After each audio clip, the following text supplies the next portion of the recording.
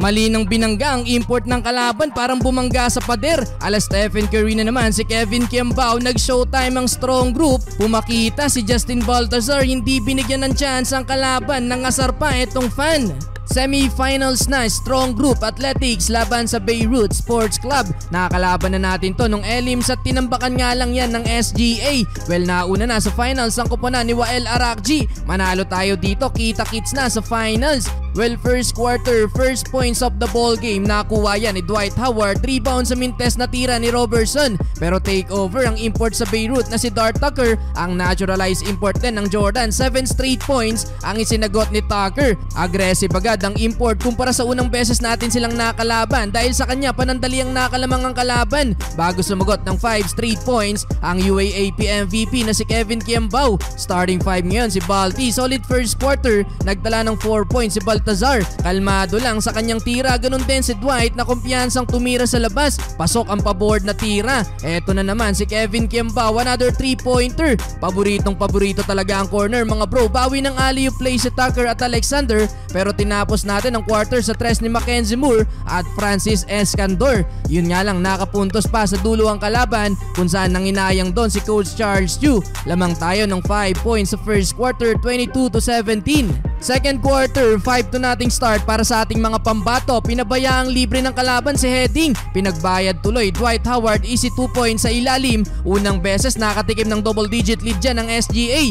Dart Tucker parang bumangga lang sa pader nang salubungin etong si Dwight. Heading na foul beyond the arc. Pasok ang dalawa sa tatlong free throw. Howard napasobra na sa gigil, napituan ng goaltending. Nahampas ang board. Bawi na lang si Howard. Pasok ulit ang pabandang tira. Halfway mark ng quarter. Kevin Kiambao again. Hitting wing 3-pointer. This time may kasama pang foul yan mga bro. Approve na approve ang laruan ni Kiambao kay Dwight Howard. Justin Baltazar pinakitaan din ng kalaban. Pasok ang corner 3 points. Sabay teardrop sa ilalim. Dwight Howard first dunk. Alley-oop mula sa pasa ni Mackenzie Moore. Tuloy-tuloy ang paglobo netong kalamangan ng strong group.